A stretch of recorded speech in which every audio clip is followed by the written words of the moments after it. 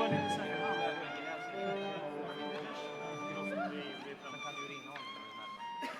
Great pleasure to welcome back Olle Persson. Welcome back, Olle. Please tell us a little bit about yourself. Okay, Olle Persson is my name, and I'm actually from this town, Norrköping.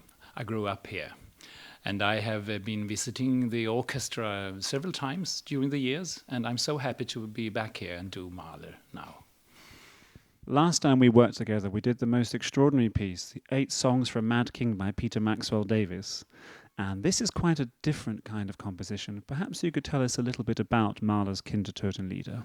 Oh yes, it's a very moving piece, and I think it was also for Mahler to read the Rickert's poems, and it was very hard for him to compose it, I think, because it took 4 years before he completed all the 5 songs, and it's quite different from Maxwell Davies, but it's a great of sadness, of course, and it's very, very touching, and I can't barely hold my tears back when you hear the last movement in the orchestra in the last song, and when he understands, okay, they are dead.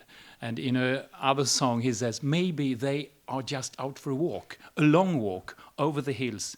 We are going to catch them later, and then suddenly he realizes, or they realize, well, they will never be back, and they are now resting as they are resting in their mother's house.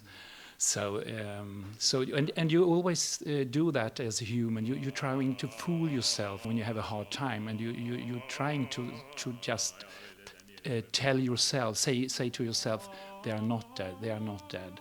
They maybe are coming back. So, but it's a great piece. I think what's interesting about this piece is how he composed it as a song cycle, not just individual, even though they were composed at different times. He marks in the score that it's meant to be viewed as a journey, as a song cycle from the beginning to the end. And how does that work for you as a performer, and how do you get that sense of the whole piece in your performance? Well, it's just to follow the text. It's very easy, and it starts with the sun will go up as nothing has happened during the night, but actually it has. So it's some kind of a story that everyone have inside us. It doesn't mean that it must be children, but it's so hard when it's children. But how to deal with this sadness and maybe this catastrophe it could be. And of course for Mahler, he hadn't experienced death of his children. He wasn't actually married when he started writing the first song. But perhaps it's more related to his brother, or perhaps from his childhood, when his brother Ernst died. It was actually Rickert's 2 youngest children, I think, who died. And maybe he related to his brother, of course. And so it's very, very touching.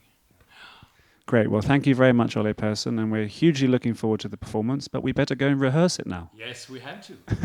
Great. Thank you.